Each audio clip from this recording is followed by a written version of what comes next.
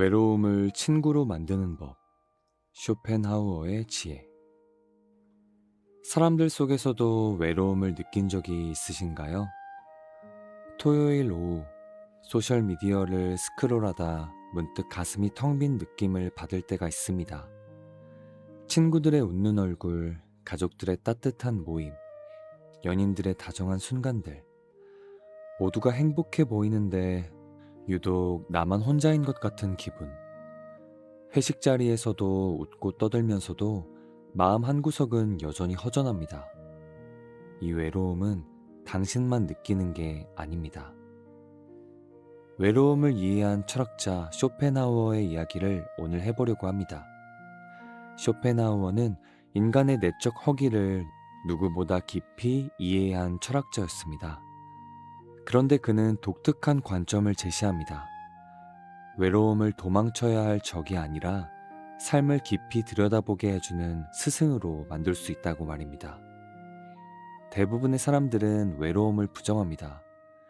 일정을 빼곡히 채우고 끊임없이 누군가를 만나고 관계 속에서 자신을 잊으려 합니다. 하지만 쇼펜하우어는 날카롭게 지적합니다.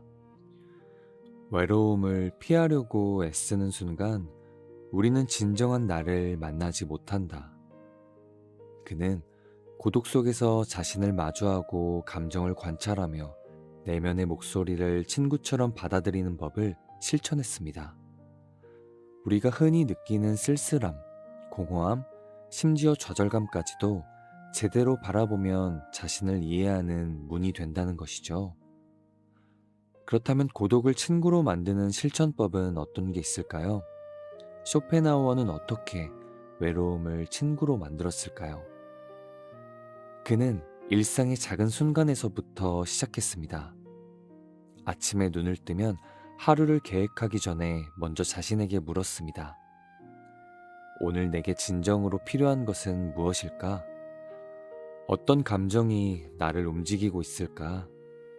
산책하며 생각을 정리하고 글을 쓰며 마음을 들여다보고 책을 읽으며 내면과 대화했습니다.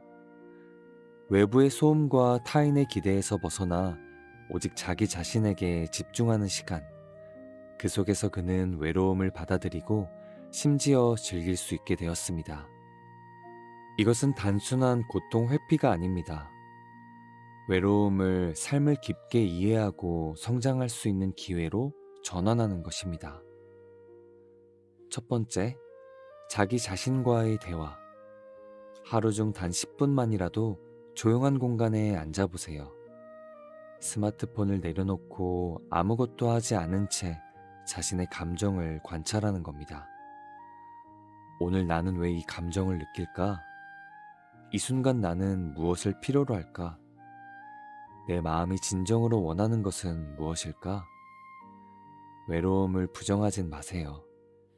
있는 그대로 느껴보는 겁니다.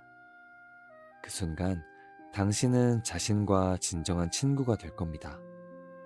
외로움은 적이 아니라 당신이 당신을 만나는 통로입니다. 두 번째, 창조적 활동에 몰두하기. 쇼펜하우어는 글쓰기와 독서를 통해 내적 고독을 소중한 자원으로 바꾸었습니다. 글을 써보세요. 일기든 메모든 짧은 생각이든 어떤 것도 괜찮습니다. 그림을 그리거나 음악을 듣거나 악기를 연주해도 좋습니다. 내 마음의 흐름을 기록하고 표현하는 과정에서 신기한 일이 일어날 겁니다. 외로움은 사라지고 다시 내면의 에너지가 생겨나는 거죠. 외로움은 이제 외부의 공허함이 아니라 내 안에서 무언가를 만들어내는 원동력이 될 겁니다. 창조의 순간에 당신은 홀로 있겠지만 결코 외롭지 않을 겁니다. 세 번째, 자연 속에서 시간을 보내기. 산책을 하거나 공원을 걷는 건 외로움을 온전히 느끼며 받아들이는데 도움을 줍니다. 자연의 리듬 속에서 우리는 자신과 세상을 연결할 수도 있어요.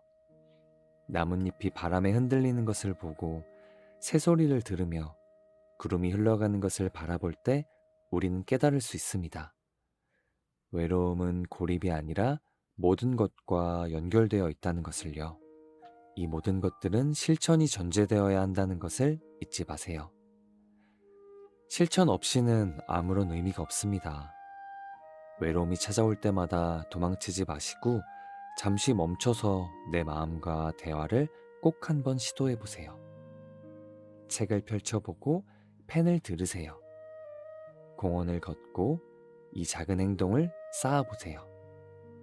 그럼 어느 순간 외로움은 더 이상 두려움이 아니라 삶의 지혜를 주는 친구가 될 겁니다. 쇼펜하우어가 그랬듯 우리도 외로움을 친구로 만들 수 있습니다.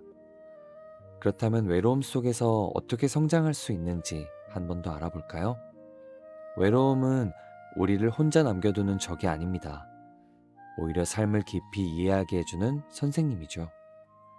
중요한 것은 외로움 속에서 멀리 도망치지 않고 그 감정을 직면하고 받아들이는 용기입니다. 우리는 진정한 자기 자신과 마주하게 되며 내면의 소리에 귀를 기울일 수 있습니다. 맞아요. 그 소리는 때론 불편할 수 있습니다. 하지만 그 속에 당신이 진정으로 원하는 것, 당신을 움직이게 하는 힘, 당신이 나아가야 할 방향이 담겨 있을 겁니다. 외로움을 단순히 받아들이는 것에서 한 걸음 더 나아가 행동으로 연결해야 합니다. 오늘 하루도 외로움과 함께 시작하셨다면 이 세 가지를 꼭 한번 실행해 보세요. 외로움을 통해 얻은 통찰을 다른 사람과 나누어 보는 것도 좋습니다. 친구에게 전화를 걸어 당신이 배운 것을 나눠보세요. 가족과 진솔한 대화를 나누고 누군가는 당신의 경험과 조언에서 위로와 힘을 얻는 것을 느껴보세요. 이 과정에서 신기한 일이 일어날 겁니다. 우리는 자신과 세상 모두와 연결되는 경험을 하게 될 거예요. 자신을 깊이 알고 세상을 이해하는 시간을 우린 이미 가져보았으니까요. 오늘 바로 지금 외로움과 친구가 되기로 결심하세요. 그 결심이 작은 실천으로 시작될 겁니다. 외로움을 친구로 만드는 순간 당신의 삶은 한층 더 깊고 풍요로워질 것입니다. 그리고 그 경험들이 당신에게 평생 지속될 내면의 힘이 되어줄 것입니다. 이제 외로움을 단순한 고통으로만 바라보던 생각을 멈춰야 할 시간입니다. 쇼펜하우어가 그랬듯 외로움은 우리를 혼자 남겨두는 적이 아니라 삶을 깊이 이해하게 해주는 친구입니다. 외로움 속에서 성장하는 경험을 통해 당신의 삶을 더욱 깊고 풍요롭게 바꿔보세요. 그리고 깨닫게 될 것입니다.